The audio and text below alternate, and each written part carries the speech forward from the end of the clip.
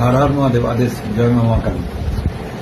বশীকরণ করে ফেলেছে, কি করে তুলবেন সেটাকে, মানে ছাড়াবেন কি করে। বশীকরণ করে ফেললে আপনারা এই জিনিসটা ক্রিয়াটা করুন। আপনারা কি করবেন, আপনারা যে বট গাছ দেখেছেন, সেই বট গাছের যে সরু সরু ঝুড়ি নাবে, মানে গাড়ি যেটাকে আমরা বলি, সেই সরু সরু ঝুড়ি বেশ 5-6খানা ছিঁড়ে আনবেন এবং তার সাথে কুশ পাওয়া যায়, যে কুশ বিভিন্ন রকম শ্রাদ্ধ কার্য ইত্যাদিতে লাগে, কুশের আশেপাশে ইত্যাদি লাগে, সেই কুশ 5-6খানা নিয়ে একটা লাল রঙের মৌলি সুতো দিয়ে সেটাকে বেঁধে নিন। বেঁধে এইবারে আপনি 5 দিন রেখে দিন। রেখে বা না বাঁধলেও একসাথে করে রেখে দিন কোথাটা।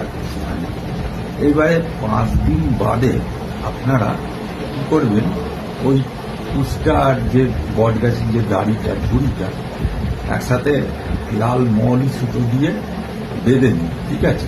বেঁধে নিয়ে এবারে একটু মৌলি সুতোটা একটু বড় করে রাখবেন, ঠিক আছে। লাল রঙের মৌলি সুতোটা বড় করে রাখবেন এবং তার উপরে আপনারা অল্প হলুদ বা চন্দনের বা কুমকুমের ছিটে মারবেন, ঠিক আছে। একটু গঙ্গা জলের ছিটে দিয়ে নেবেন। নিয়ে এইবারে আপনারা কি করবেন, সেইটা আম কাঠ জ্বালাবেন। আম কাঠ জ্বালাবেন, সেই আম কাঠের উপরে কর্পূর দেবেন এবং দিশি গা ঘি দেবেন, দিয়ে সে আম কাঠটাকে জ্বালাবেন এবং ওপর থেকে ওই সুতোটা ধরে বাঁধা আছে তো একটা গুছির মতো, এই সুতোটাকে ধরে আস্তে করে যখন জ্বলবে আম কাঠটা ধাউ ধাউ করে তার ভেতরে ফেলে দেবে।